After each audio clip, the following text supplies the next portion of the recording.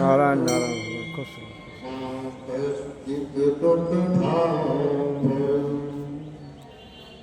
बोलो परम पिता परमात्मा की जय, धर्म की जय हो।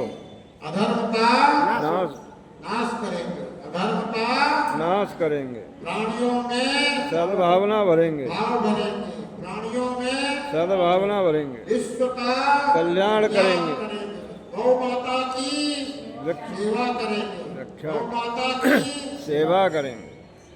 भारत माता की जय, परम पिता परमात्मा की जय। हम सभी ये चाहते हैं कि हमें किसी प्रकार का कोई दुख ना हो। ये जीवन जितना मिला है, जितनी सांसें मिली हैं, वो सुखी सुखी गुजर जाए। और जब कोई यहाँ से गुजर जाता है तो हम कहते हैं गुजर गया, कहते हैं ना? जब कोई यहाँ से गुजर जाता है तो हम कहते हैं गुजर गया। और अपने बारे में भी यही सोचते हैं कि हमारा जीवन सुखी सुखी गुजर जाए। ये बड़ी ध्यान देने वाली बात है कि सुखी सुखी जीवन सिर्फ गुजारना है आपको, या इस जीवन को मोड़ देना है, या इस जीवन को सफल करना है, सार्थक करना है। बार बार संत चेतावनी देते हैं कि मनुष्य जीवन सर्वोत्तम योनि आपको 84 लाख योनियों में फिर करके फिर मिली है। अगर इस बार आपने अपना जीवन सफल नहीं किया, इस बार आपने इस परम पिता परमात्मा का साक्षात्कार नहीं किया, तो फिर क्या होगा? फिर 84 में जाओगे। 84 में जाने का कारण क्या बनेगा? तो बोला अंत पता सो गता। अंत में जहां आपकी मता रहेगी, अंत में जहां आपका ध्यान रहेगा, वही गमन होगा।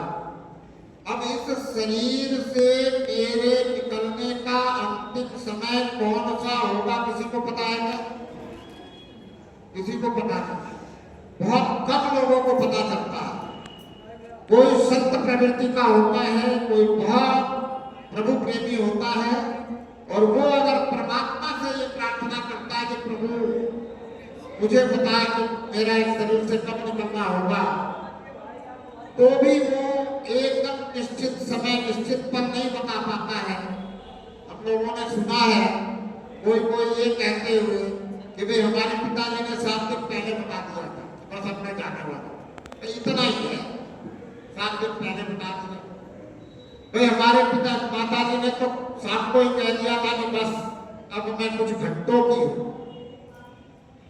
तो इन सब बातों से हमें ये समझ लेना चाहिए कि जो संत महात्मा कहते हैं कि ये शरीर किराए का मकान है, ये वाकई में किराया का मकान है। और ये ऐसे किराया का मकान है कि आप इसमें अदला बदली नहीं कर सकते कि इस किराए के मकान को छोड़ा और उस किराए के मकान में अपनी मर्जी से चले गए, अपनी मर्जी से कहीं इस मकान को छोड़कर आना जाना नहीं कर सकते। पर लोगों की जो बातें उनको सुनकर उनसे अनुभव में भी ये आ जाता है कि एक दिन मुझे भी ये किराए का मकान छोड़कर जाना है, और मकान ये किराया हमने ही दिया हुआ है। ये हमारे कर्मों के फल के अनुसार उतनी श्वासें हमें जिंदगी की मिली हुई है। जितनी श्वास इस धरती पे आपको इस शरीर में रहना है, उतने श्वास आप पूरे करते हो, चाहे शरीर की अवस्था कैसी भी हो, चाहे शरीर कोमा में चले जाए। अब देखते हैं ना आजकल अस्पतालों में लोग भर्ती होते हैं तो कहते हैं तो 4 दिन से कोमा में, 3 दिन से कोमा में, 2 महीने से कोमा में। तो शरीर कोई कार्य नहीं कर रहा, बुद्धि किसी प्रकार से कोई कार्य नहीं कर रही, दिमाग काम नहीं कर रहा, लेकिन शरीर के अंदरूनी अवयव जो है, हृदय और बाकी जितने अवयव हैं जो कार्य करते हैं शरीर के अंदर आपके शरीर को ऊर्जा प्रदान करने के लिए, वो कार्य कर रहे हैं, उनका कार्य चालू है। दिल धड़क रहा है, सांस आ रही है, जा रही है, क्योंकि सांस हम अपनी मर्जी से तो लेते नहीं है, हमारी इच्छा से तो सांस लेना देना होता नहीं है। लेकिन हम अगर अपनी इच्छा शक्ति को प्रबल कर ले तो हम हर श्वास में परमात्मा से प्रार्थना कर सकते हैं, फरियाद कर सकते हैं, परमात्मा को याद कर सकते हैं। कर सकते हैं कि नहीं कर सकते? कर सकते हैं। और इसी को संतों ने कहा कि जो श्वास श्वास में सुमिरन करना है, एक भी श्वास वृथा नहीं होनी। लेकिन ये होता है क्या, ये देखना है। अगर ये नहीं होता है तो गड़बड़ है। अब इस गड़बड़ को हमने क्या करना है, दुरुस्त अगर करना है तो हमने ये सोचना है कि दुरुस्त कैसे होगा। तो संत महात्मा कहते हैं कि आज तक तुमने ये सोचा कि दुनिया के सब काम करते हुए मैं परमात्मा को याद रखूं। सुनने में भी आपको यही मिला कि खाते पीते उठते बैठते सोते जागते सोते हुए भी परमात्मा को याद करना है। अब कितने लोग हैं जिनको ये समझ में आता है कि सोते हुए परमात्मा को वो याद कर रहे होंगे। अच्छे संत महात्मा से नहीं हो पाता है कि शरीर सो जाए और फिर भी परमात्मा ध्यान में रहे। कुछ संत महात्मा ऐसे हैं जो शरीर को सुलाकर भी सुरती परमात्मा में रखते हैं। इसीलिए ये बात आई हुई है कि जब संत सो रहा हो तो उसे जगाना नहीं चाहिए। क्यों नहीं जगाना चाहिए? पता नहीं सुरती कहां लगी हो, पता नहीं सुरती कहां गई हो। और ये भी बात आपने सुनी होगी कभी कि संत सो रहे हो तो जगाना नहीं चाहिए। अब ये सुरती कैसे पहुंचती है, कैसे सुरती परमात्मा में लगी रहती है, ये बात हमें समझ। अब ये बात कब होती है? जब हम परमात्मा के प्रार्थना को, परमात्मा से हम अपनी बात करने को, परमात्मा से प्रार्थना को, परमात्मा की याद को फर्स्ट प्रायोरिटी दे देते हैं। जब हम ये समझते हैं कि मुझे परमात्मा से प्रार्थना करते हुए दुनिया में सब काम करने हैं, बात जरा सी हेरफेर की है। पहले हम समझ रहे थे कि हमें दुनिया का सब काम करते हुए परमात्मा को याद करना है, परमात्मा से फरियाद करना है। अब संतों वाली प्रवृत्ति में आ गए। संत क्या करते हैं? संत परमात्मा को याद करते हुए दुनिया में सब काम करते हैं, परमात्मा से फरियाद करते हुए दुनिया में सब काम करते हैं। तो अगर हम परमात्मा से फरियाद करते हुए, परमात्मा को याद करते हुए, परमात्मा से प्रार्थना करते हुए दुनिया में सब काम को करने लग जाए, तो सुरती जो है हर समय परमात्मा में लगी रह सकती है। पर यह अभ्यास से होगा, करत करत अभ्यास के जड़मती हो चुका। परमात्मा से प्रार्थना करते हुए जिंदगी आप उसमें जाओगे, और ये कब होगा? जब पूरी तरह से ये बात समझ में आ जाएगी कि मुझे परमात्मा से प्रार्थना करते हुए दुनिया के सब कार्य को इस शरीर से होने देना है। दुनिया के सारे कार्य परमात्मा से प्रार्थना करते हुए होने देना है। अब जो संत, जो महात्मा, जो भक्त, जो प्रभु प्रेमी ये कर पाता है, वो अंत समय में परमात्मा के ध्यान में ही रहता है। क्यों? क्योंकि शरीर के सो जाने के बाद भी वो परमात्मा के ध्यान में रहता है। इसका कारण कि वो जब शरीर को सुलाने जाता है तभी परमात्मा से प्रार्थना करते हुए इस शरीर को फ्री छोड़ देता है कि जब जी करे, जब सो जाए, मेरी प्रार्थना चलती रहे। अब वो प्रार्थना शरीर से नहीं होती है, वो प्रार्थना जिह्वा की नहीं होती है, वो प्रार्थना अंतर भाव की होती है। सतत निरंतर प्रार्थना चलती रहती है। इसके लिए अभ्यास होता है, और अभ्यास करने का मतलब कि आप प्रार्थना करते हुए काम करने को लगोगे। आपको ध्यान रखना पड़ेगा कि मेरा जो फर्स्ट मोटिव है, इस शरीर रूपी साधन में रहने का मेरा जो पहला उद्देश्य है, वो है परमात्मा से जुड़े रहना, परमात्मा को याद रखना, परमात्मा से प्रार्थना करते रहना, परमात्मा को याद करना, परमात्मा से फरियाद करना। जब ये आप अपना मोटिव बना लोगे, तब आप हमेशा परमात्मा को याद करते हुए दुनिया के सारे काम होने दोगे, और आपके शरीर से होता रहेगा, क्योंकि परमात्मा आपसे करवाने लग जाएगा। क्योंकि जब आप परमात्मा की याद में रहते हो, तो याद का उल्टा क्या है? दया। आप परमात्मा को याद करते हुए दुनिया में सब काम करने लग जाते हो, तो परमात्मा आपसे दुनियावी काम जो जो करवाने हैं वो करवाने लग जाता है। और जब आप परमात्मा से प्रार्थना करते हुए, परमात्मा को याद करते हुए ये कार्य करते हो, तो आपसे जो कार्य होते हैं वो सबसे अच्छे होने शुरू हो जाते हैं। और जब आपसे सबसे अच्छे कार्य होने शुरू हो जाते हैं, तो लोग आपकी वाहवाह भी करते हैं। और जब आपकी वाहवाह होती है, तब फिर आप भी कबीर की तरह कह पाओगे कि ना मैं किया, ना कर सका, ना कर सके शरीर, जो किया सो हरि किया, हुआ कबीर कबीर। अब कबीर जी की भाव ऐसे, इसलिए कबीर जी इतने उच्च संत, इसलिए कबीर जी जो कहते हैं वो पूरी तरह से हमें मान्य होता है। पर आजकल कबीर जी के नाम पे बहुत सारे मिलावटी ग्रंथ भी बना दिए गए हैं, पर जो कबीर जी के अच्छे दोहे हैं, जो सच्चे दोहे हैं, हमें उन्हें धारण करना, हमें उस पर विचार नहीं करना है किसने क्या गलत मिला दिया, गलत कर दिया। हमें तो इस पे ध्यान देना है कि कबीर जी ये कह रहे हैं कि ना मैं किया, ना मैं कर सका, ना कर सके शरीर, जो किया सो हरि किया, हुआ कबीर कबीर। क्यों कह रहे हैं? क्योंकि वे तुम कबीर कबीर इसलिए कह रहे हो क्योंकि शरीर का नाम कबीर रख दिया गया है,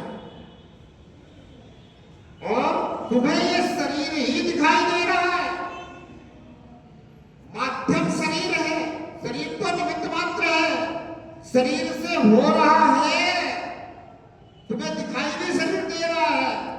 पर मैं तुम्हें सच्ची बात बताता हूं कि ये शरीर कुछ नहीं कर सकता है, और इस शरीर में रहने वाला मैं भी कुछ नहीं कर रहा हूं, ना मैं किए ना किए शरीर। अब कर कौन रहा है? बोला मैं तो हरि के भरोसे हूं, मैं तो हरि से आकाश लगाता हूं, हरि से विनती करता हूँ, हरि से प्रार्थना करता हूँ, हरि से फरियाद करता हूँ, हरि को याद करता हूँ। अब इस शरीर के माध्यम से जो कुछ करवाना है वो हरि करवाता है। अब ऐसी अवस्था, और ये कब कहा कबीर जी ने? तो कबीर जी थे सत्य। अब सत्य जो है वो भंडारा करते हैं। आपने सुना होगा संतों का भंडारा होता है, संत भंडारा करते हैं। तो उस समय भी बहुत सारे संत भंडारा करते थे।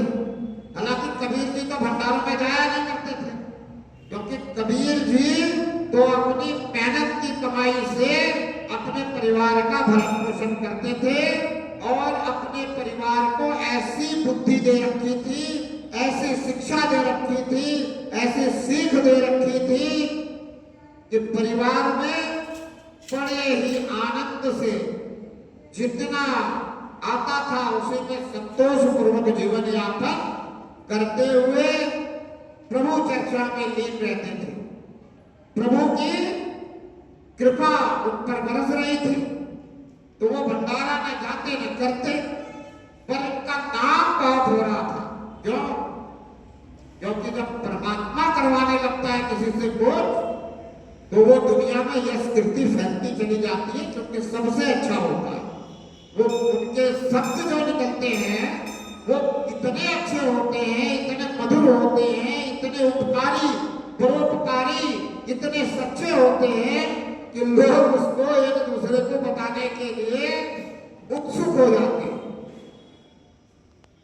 तो इस प्रकार से जब ख्याति फैल रही थी कबीर जी के चारों तरफ, तो अब संतों ने कहा कि भाई बड़ी ख्याति हो रही है और कबीर जी तो निर्धन है, धन तो इनके पास है नहीं। तो अब इनकी ख्याति खत्म करनी है, तो लोग क्या करते हैं? जब किसी की ख्याति होती है तो चालाकी करते हैं। तो संतों के बीच में भी कुछ ऐसे होते हैं जो एक दूसरे की टांग खींचने की कोशिश करते हैं। आज भी बहुत सारे ऐसे संत हैं। कुछ तो ऐसे भी है जो कहते हैं कि 21 ब्रह्मांड में मैं ही अकेला संत हूं और कोई संत ही नहीं है। ऐसे कहने वाले भी हैं। अब देखो कि उनके ये समझ में नहीं आ रहे हैं कि बड़ा बड़ाई ना करे। जो बड़ा होता है वो अपनी बड़ाई खुद नहीं करता। अब जो अपनी बड़ाई करता है वो क्या होता है आप सबको मालूम है। तो अगर ऐसा कोई कह रहा है तो आप समझ लीजिए कि वो क्या है और उससे आप दूरी बना लीजिए, उससे परहेज कीजिए। तो ऐसे वहां भी संतों ने क्या किया? एक चारों तरफ हल्ला मचा दिया कि भाई कबीर जी के यहाँ भंडारा है, कबीर जी के यहाँ भंडारा है, फलाने दिन कबीर जी के यहाँ भंडारा है। अरे कबीर जी ने सोचा कि मैंने तो कोई नियोजन किया नहीं, मैंने तो कोई आयोजन किया नहीं।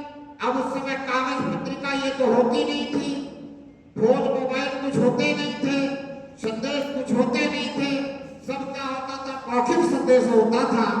तो उन्होंने मौखिक संदेश चारों तरफ सबको फैला दिया कि कबीर जी के यहाँ भंडारा है, कबीर जी के यहाँ भंडारा है, सबको आना है। अब कबीर जी विचार मग्न हो गए कि भाई एक भंडारा तो संतों ने बोल दिया और परमात्मा सबके अंदर है, सबके अंदर से परमात्मा बोलता है, परमात्मा ही जाने। करवाने वाला ये है, बोलने वाला भी ये है, ये जाने, इसका खेल जाने, हमें क्या, कैसे क्या होता है। अंतिम दिन, अंतिम घड़ी तक कोई व्यवस्था नहीं, ऐसी एक कथा कहती है। कबीर जी के भंडारे की अंतिम दिन तक कोई व्यवस्था नहीं। हमारे यहाँ भंडारा हो, हम 10 दिन 15 दिन पहले से समितियां बनानी शुरू कर देते हैं कि भाई गांव की समिति बनाओ, शहर में एक समिति बनाओ जो भंडारे की व्यवस्था करेगी, भोजन की व्यवस्था करेगी, आए गए संतों को दान दक्षिणा की व्यवस्था करेगी, उनके आने जाने के जो खर्च है उसकी व्यवस्था करेगी। हमने तो बहुत कुछ करना शुरू कर देना, पर कबीर जी ने ऐसा कुछ नहीं किया। कबीर जी ने किसके भरोसे छोड़ दिया? राम भरोसे हुए के कबीरा सो गया। राम भरोसे हुए के कबीरा जो है सब कुछ छोड़ दिया। अब जब राम भरोसे हो गया, हरि के भरोसे हो गया, परमात्मा के भरोसे हो गया, तो दिन भी आ गया, संत महात्मा आने भी लगे। व्यवस्था थी नहीं, तो कबीर जी क्या किए, बोले चलो क्या करके कहीं छुप जाते हैं, अब जो होगा वो होगा। तो ये वही जो राम रचिया था, जो परमात्मा ने रच रखा वही होना है, उससे ज्यादा तो कुछ होना नहीं है। अनहोनी होनी नहीं, होनी होए सो होए। हम तो ऐसे ही चिंता में पड़ जाते हैं, जबकि संत कह रहे हैं कि जो होना है वो होके रहेगा, अनहोनी होती नहीं है। जो होनी है वही होती है, लेकिन हमारे मन के मुताबिक नहीं होती है, हमारी इच्छा के मुताबिक नहीं होती है, हमारे समझ में सही नहीं होती है, तो हमें लगता है कि अनहोनी हो गई। अनहोनी नहीं होती है, अनहोनी होनी नहीं, होनी होए सो हो। ऐसा सोच करके कबीर जी एक गन्ने के खेत में कहते जाकर के छुप गए, राम भरोसे होकर के। जब जो होगा वो राम की जाने। पीछे से क्या हुआ, परमात्मा की ऐसी कृपा कि बहुत सुंदर भंडारा हुआ।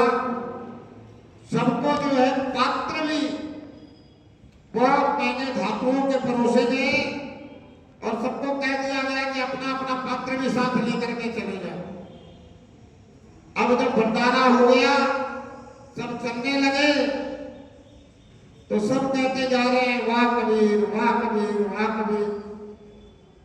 अब कबीर जी जो है वहां बैठे बैठे गन्ने के खेत में सोच रहे हैं, बोला संत है, दयालु होते हैं, कृपालु होते हैं, करुणामय होते हैं, इनको तो कुछ मिल गया तो भी नहीं मिला तो भी वाह रे मौज फकीरी थी। ये तो फकीर है, इनकी अपनी मौज है। फकीरों को कभी मुट्ठी भर चना मिल जाए तो भी घना, और कभी बहुत अच्छा भोजन मिल जाए तो भी उसको बना। जो फकीरों की अपनी मौज होती है, तो कहते ये तो फकीर है, ये तो संत है, ये ऐसे ही वाह करके जा रहे हैं, इनको मिला तो कुछ है नहीं।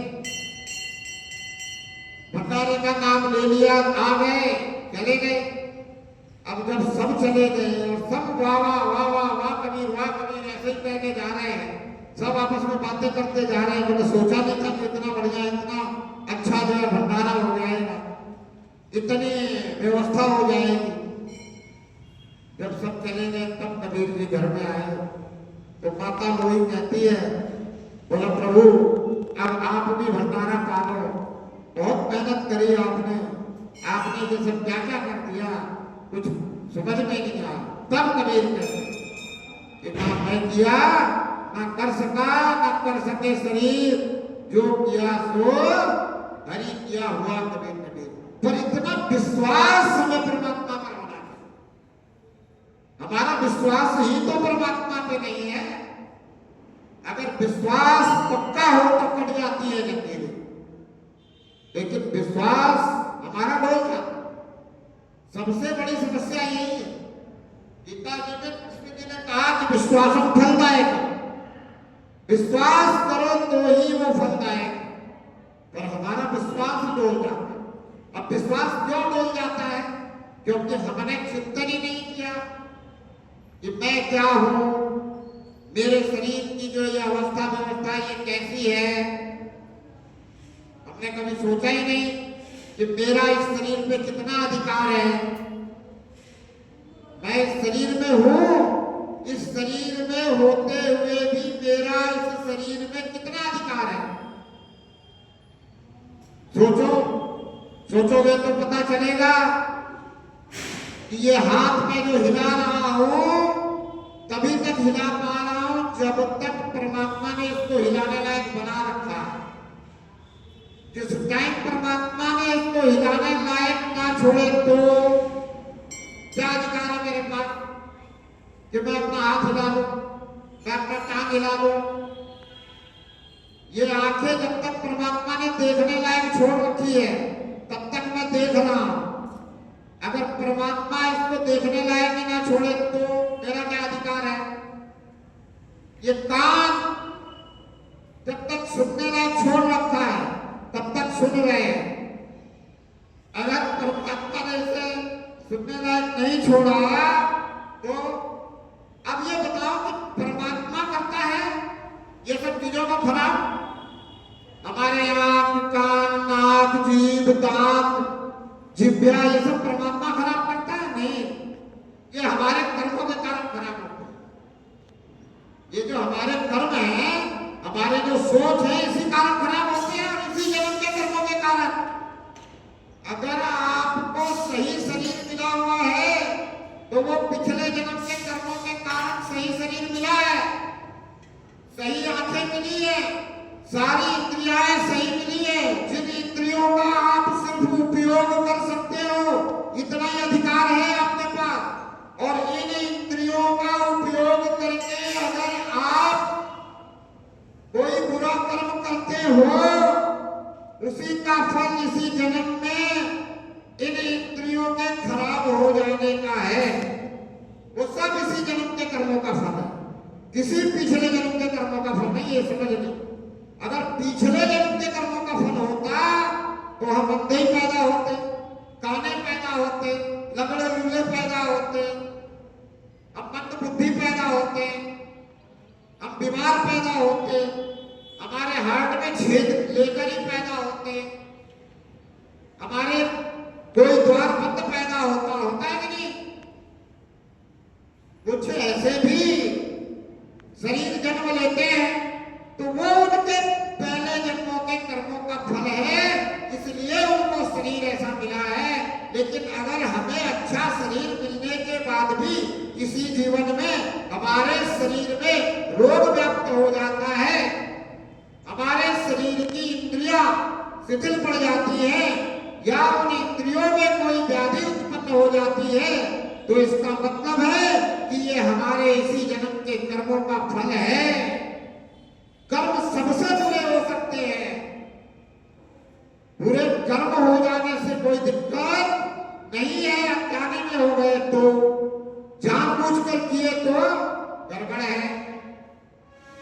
अनजाने में अगर आपसे कोई बुरा कर्म हो गया और आप उसकी माफी परमात्मा से मांगो, उसका प्रायश्चित करो, तो परमात्मा क्षमावान है, दयालु है, कृपालु है। परमात्मा क्षमा करने के लिए तैयार है। आप परमात्मा से क्षमा मांग कर तो देखो, पर आप अगर क्षमा नहीं मांगते हो तो फिर परमात्मा आपको क्षमा नहीं करता। फिर तो परमात्मा आपको आपके कर्मों के अनुसार, विधि के विधान के अनुसार जो मिलना है मिलने देता है, क्योंकि परमात्मा ने तो विधान बना दिया है, इसलिए ये विधाता है। विधाता क्यों कहते हैं परमात्मा को? क्योंकि इसने विधि का विधान बना दिया कि जैसा कर्म करेगा वैसा फल देगा भगवान। अब ये कर्म जो है ये हमें संभालने हैं।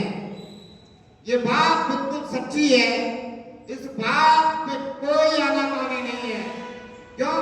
क्योंकि हम देख रहे हैं, हमारा अनुभव है, सामने बात आ रही है। विज्ञान कुछ भी कहता रहे, पर कर्म का लेख मिटने वाला तब तक नहीं है जब तक हम परमात्मा से माफी न मांगे। अगर हम शिद्दत से माफी मांगे और आगे से अच्छे और बहुत अच्छे कर्म करने का संकल्प ले तो परमात्मा माफ करता है, बशर्ते कि हमने जानबूझकर कोई गलती ना की।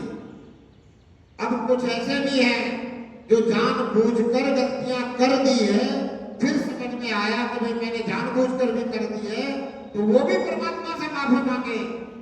क्या पता परमात्मा कृपा कर दे। परमात्मा की अपने मर्जी है, परमात्मा भाव देखता है। अगर वाकई में आपका भाव सही बन गया तो जरूर परमात्मा कृपा करता है, और परमात्मा पूरी तरह से कृपा ना करे तो इतनी कृपा तो जरूर करता है कि आपको आपके कर्मों का फल दुख रूप में मिलेगा तो सही, लेकिन आपको दुख सहने की शक्ति मिल जाएगी, आपको दुख सहने की व्यवस्था मिल जाएगी। मैं आपसे निवेदन करूं, मेरे जीवन की घटना है। एक बार मेरे इस पैर में हलचल बंद हो गई, ये पैर सुन्न पड़ गया। अब मेरे पास कोई नहीं था, व्यवस्थाएं मेरी कैसे चलती, इसका विचार करने से पहले ही मेरे पास एक ऐसा व्यक्ति आ गया जो पागल, घर वालों के लिए पागल, अब वो पागलपन में मेरे पास आ गया। और आपको विश्वास नहीं होगा, जो घर वाले उसको पागल कहते हैं, वो मेरे पास आकर के मेरे लिए बड़ा काम का हो गया। वो मेरी सेवा में लग गया, वो मुझे चलाने फिराने टहलाने लगा, वो मेरे हर कार्य में लग गया, वो मेरे पैरों की मालिश में लग गया। बताओ, ये कहते हैं परमात्मा की कृपा, कि जो एक किसी के लिए पागल है, घर वाले उसको पागल समझ रहे, वो कुछ करता नहीं घर में, उससे कुछ होता नहीं है, वो कहते हैं इसकी समझ में कुछ है नहीं, और वो मेरे पास आ जाता है और मेरी सेवा करके वापस चला जाता है। तो ये है प्रभु की कृपा। इस कृपा को हम समझे, हर पल परमात्मा की कृपा हमारे ऊपर बरस रही है, लेकिन हम समझे उसे, समय के अनुसार हम व्यवस्थित बात को समझे तब बात बनेगी। मैं आपसे विचार करने को कह रहा था कि आप विचार करें कि आपका आपके शरीर पे कितना अधिकार है। सोचे कि आपका अधिकार इन इंद्रियों पर तभी तक है जब तक कि पूरी इंद्रियां सही है, इसके अलावा आपके इस शरीर पे कोई अधिकार नहीं है। भले ही अपने आप को कोई कितना तुर्रम का समझता हो, पहलवान बलवान कुछ भी समझता हो, और इस शरीर के अंदर और इस पूर्ण शरीर पे किसका अधिकार है? तो जिसका इस शरीर के अंदर के हर व्यवस्थित अंगों को चलाने का अधिकार है और उनको बिगाड़ने का अधिकार है आपके कर्मों के अनुसार, बस इसी को हम परमात्मा कहते हैं। और ये यहाँ है अंदर, इसलिए हर संत कहता है कि परमात्मा आपके अंदर ही अंदर सुखता है। कहते हैं कि नहीं संत? आपने अनुभव किया है कि नहीं? सुखता है, सुखता है कि नहीं अंदर ही अंदर? कब सुखता है? कब अनुभव किया होगा आपने?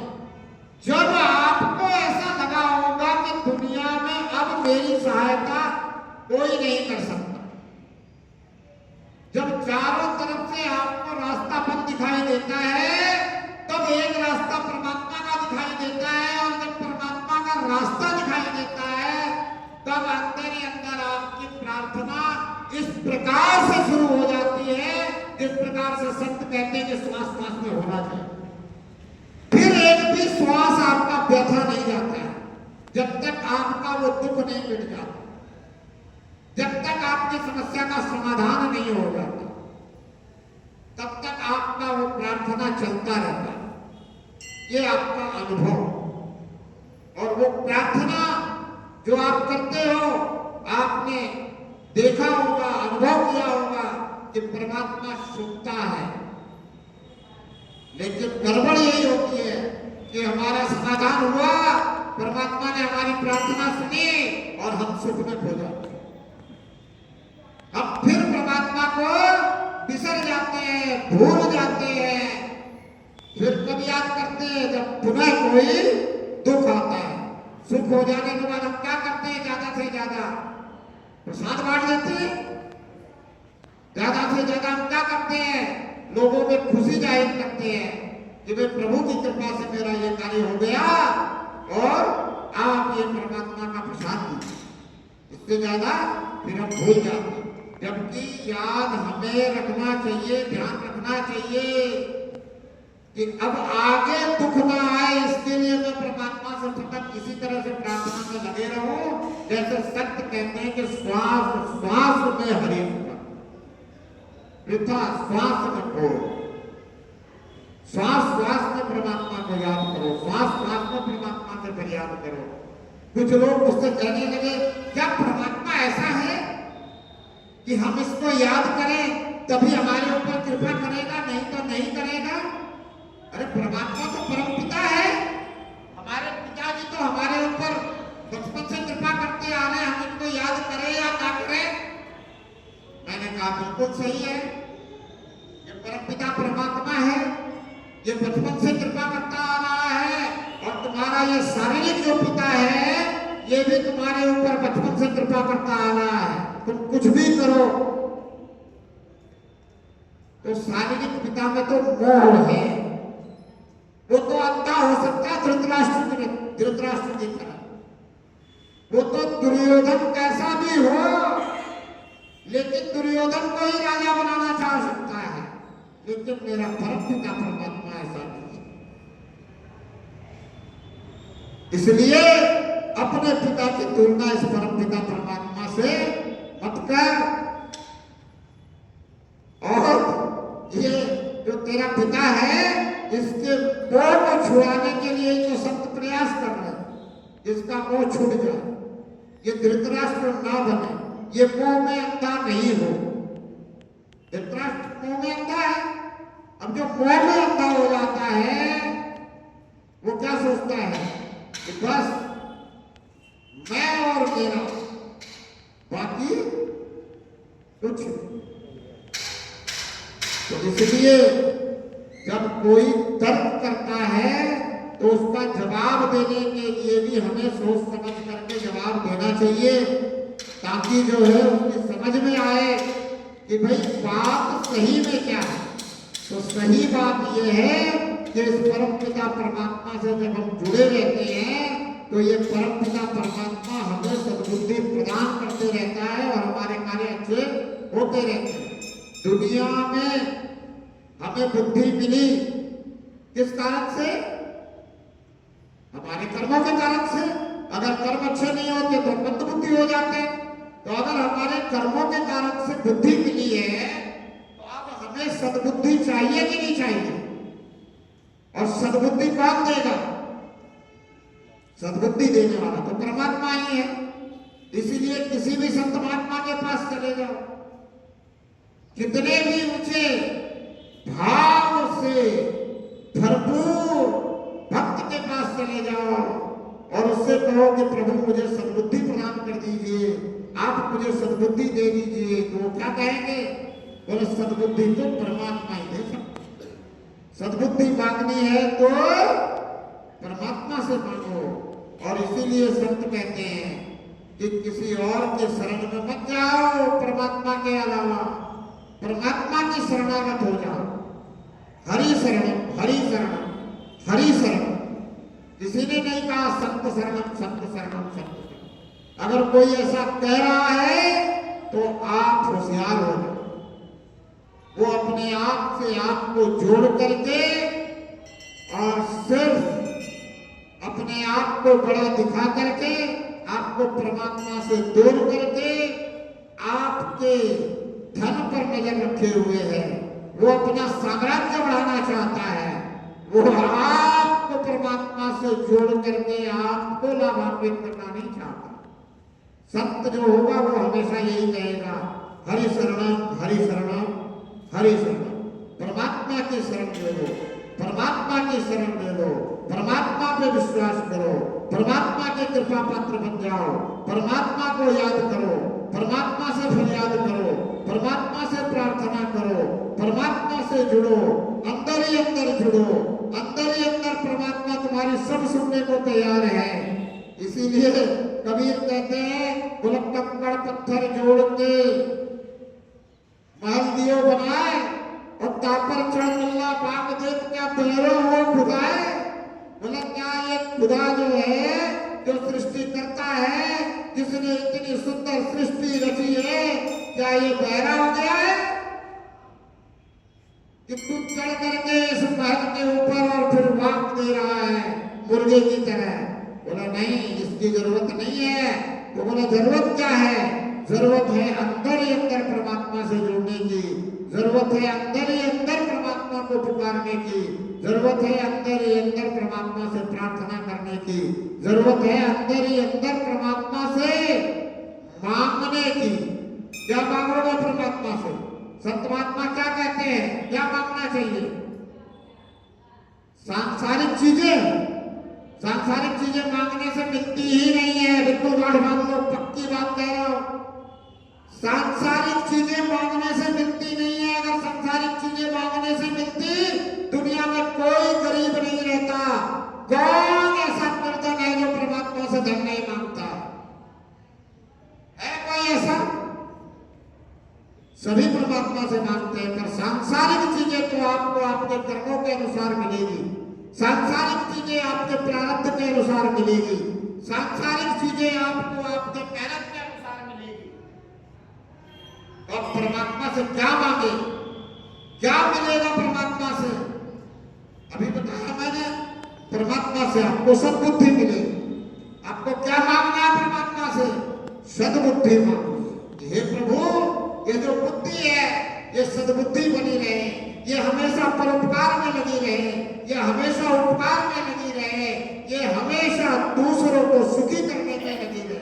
जब हम दूसरों को सुखी करने में लग जाते हैं तो अपने आप हमारे पास सारे सुख आ जाते हैं। क्योंकि जो चीज आप किसी को दोगे वही आपके पास वापस रिटर्न आने वाली है, इसको पक्का समझ लो। भला करोगे तो लाभ होगा, भला का उल्टा ही लाभ है। जब तक आप किसी का भला नहीं करोगे तब तक आपका लाभ। तो इस बात को समझो कि आपको अगर परमात्मा से मांगनी है तो क्या मांगना है? सद्बुद्धि मांगनी है कि हमेशा आपकी बुद्धि जो है सही जगह पे, सही कार्य में, सही व्यवस्था में, सही अवस्था में रहे और आप हमेशा दूसरों को सुख देने का चिंतन करो कि मैं इस दुनिया में किसको और कैसे कितना सुखी कर सकता हूं। ये बात अगर हमारी समझ में आ गई तो बात हमारे जीवन के लिए बहुत ही सुखमय हो जाएगी। सुख चाहिए तो सुख देना सीखो। आज के समय में हमारे परिवारों में कलह का कारण क्या है आपको पता है? सिर्फ एक ही कारण है कि परिवार का प्रत्येक व्यक्ति परिवार के सदस्यों से सुख चाहता है। अगर वो सुख चाहना छोड़ करके परिवार के प्रत्येक व्यक्ति को सुखी करना शुरू कर दे, वो स्वयं सुखी हो जाएगा। और ये बात अगर परिवार के प्रत्येक व्यक्ति को समझ में आ जाए तो फिर वो घर स्वर्ग से सुंदर हो जाए। अब ये बात प्रत्येक व्यक्ति तक आपको पहुंचानी है, इसलिए मैं आपको रोज निरंतर एक ही बात कह रहा हूं कि प्रथम भक्ति संतन कर संगा, दूसरी ममरती कथा प्रसंगा। आप दूसरी भक्ति शुरू करो। आप समझ लो कि खुद समझना भक्ति है, खुद भजन करना भक्ति है, खुद सुधरना भक्ति है, खुद अपने बुराई को दूर करना भक्ति है, तो दूसरों के अंदर की बुराई को दूर करना भी भक्ति ही है। दूसरों को सुधारना भी भक्ति ही है। दूसरों तक अच्छी और सच्ची बात पहुंचानी भी भक्ति ही है। इसीलिए संत ने कहा कि प्रथम भक्ति संतन कर संगा, दूसरी ममरती कथा प्रसंगा। और ये आपने अगर शुरू कर दिया, अपने परिवारों में अच्छी बात फैलानी शुरू कर दी, अपने इष्ट मित्रों को अच्छी बात समझानी शुरू कर दी, तो क्या होगा? ये दुनिया बहुत अच्छी हो जाएगी। अच्छी ही नहीं, बहुत अच्छी हो जाएगी। बस ये आपको शुरुआत करनी है, शुरुआत खुद से करनी है और दूसरों को भी कहना है कि भाई अच्छाई को फैलाने की शुरुआत करो। दुनिया में बुराई के फैलाने के लिए कोई किताब लिखी गई है क्या? दुनिया में बुराई को फैलाने के लिए कोई किताब लिखी गई है? कोई किताब दुनिया में बुराई को फैलाने के लिए लिखी नहीं गई है। और अगर लिखी भी गई है तो कोई किसी को वो किताब देता नहीं है। देता है क्या? नहीं देता। अच्छी किताबें ही सब एक दूसरे को देते हैं। अच्छाई फैलाने वाली पुस्तक उसी को ग्रंथ कहते हैं। सच्चाई फैलाने वाली पुस्तक उसी को शास्त्र कहते हैं। तो आप क्या करते हो? इन्हीं शास्त्रों को, इन्हीं ग्रंथों को अपने बच्चों को पढ़ने के लिए कहते हो कि नहीं कहते हो? क्यों? क्योंकि अच्छाई उनके अंदर फैलनी चाहिए। तो आपको भी अच्छाई फैलाने में सक्रिय होना है। कुछ लोग कहते हैं हमें तो बोलना नहीं आता। बोलना आने की जरूरत नहीं है अच्छाई और सच्चाई फैलाने की।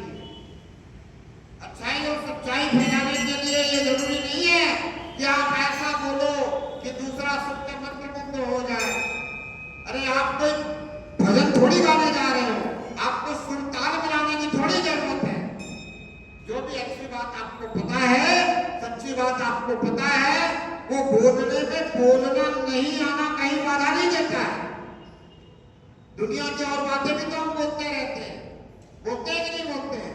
तो इसलिए ये मत सोचना कि मुझे बोलना नहीं आता, और बोलना शुरू करोगे तो बोलना आ जाएगा। जब एक ही लाइन को 10 बार 10 आदमी से बोलोगे तो 11वीं बार अपने आप वो लाइन आपकी परफेक्ट निकलेगी। निकलेगी कि नहीं निकलेगी? इसलिए संत महात्मा कहते हैं कि भाई तुम भक्ति को ठीक से समझ लो। अगर तुमने भक्ति को ठीक से समझ लिया और भक्ति से मिलने वाली मुक्ति को समझ लिया तो तुम पूरी तरह से भक्ति में लगोगे और दूसरों को भी भक्ति सही ढंग से समझा पाओ। अगर तुम ऐसा करने में सफल रहे तो ही तुम्हारा जीवन सफल है, तभी तुम मुक्ति की तरफ अग्रसर हो सकते हो, तभी तुम परमात्मा से वो दृष्टि मांग सकते हो जिस दृष्टि से परमात्मा तुम्हारे लिए दृश्यमान हो। अर्जुन को बहुत समझाने के बाद अर्जुन ने दृष्टि मांगी है, नहीं तो शुरू में मांग लेता नहीं, बहुत समझाने के बाद। और आपको भी बहुत समझा दिया गया क्योंकि आप प्रभु प्रेमी हो। मैं 3 साल पहले आया था तब भी आप आते थे यहाँ, और आज भी आप आ रहे हैं, और इसके बीच में भी आप अनेक अनेक शब्दों को आपने श्रवण किया। अभी भी अगर आप अर्जुन की तरह दृष्टि नहीं मांग पा रहे हो तो आपको विचार करना चाहिए कि आपको चाहिए क्या इस जीवन में। क्या ऐसा है जो आपको अभी तक नहीं मिला? अर्जुन को क्या चाहिए था? लड़ाइयां तो सम्राट के लिए हो रही थी, लेकिन मांगा क्या? दृष्टि, दिव्य दृष्टि, ऐसी दृष्टि जिससे तेरा असल स्वरूप दिख जाए। ये असल स्वरूप जिससे दिख जाए वो दृष्टि ही आपको भी मांगनी है परमात्मा। और अगर शिद्दत से मांगोगे, भाव से मांगोगे, प्रेम से मांगोगे तो परमात्मा देने को तैयार है। संतों ने इस बात पे पूरी तरह से मोहर लगा दी कि प्रेम से परमात्मा प्रकट होता है। हरि व्यापक सर्वत्र समाना, प्रेम से प्रकट हो ही में जाना। नानक जी कहते हैं जिन प्रेम किया तिन प्रभु पाया। परमात्मा को पहचानने के लिए, परमात्मा को देखने के लिए, परमात्मा के साक्षात्कार के लिए, परमात्मा दृश्यमान होने के लिए सिर्फ एक ही उपाय है। वो क्या है? प्रेम।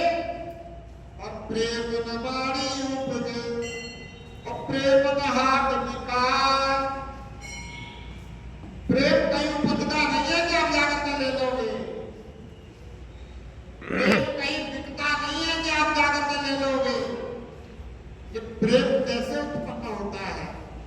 विश्वास से उत्पन्न होता है। विश्वास कैसे उत्पन्न होता है? अनुभव से उत्पन्न होता है।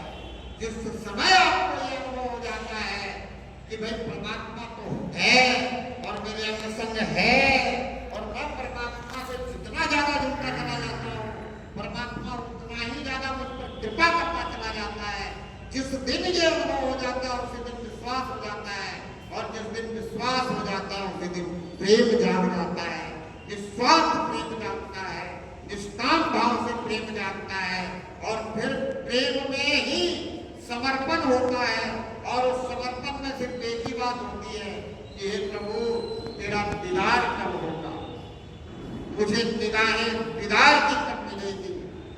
बस इस बात को अगर समझ लिया आपने तो समझो कि आपकी भक्ति चरम पे है और आपका जीवन सफल होने में बस कुछ पल ही बाकी है। उस पल, जिस पल परमात्मा की कृपा हो जाए और आपको ये परमपिता परमात्मा दृश्यमान हो जाए, आपका जीवन सफल और सार्थक। इन्हीं शब्दों के साथ आपको प्रणाम। आप प्रभु प्रेमी आत्माएं, परमात्मा का अंश है और को हमेशा मिलना चाहता है। ऐसा आपके अंदर भी भाव है। इसी भाव के साथ परमपिता परमात्मा की जय।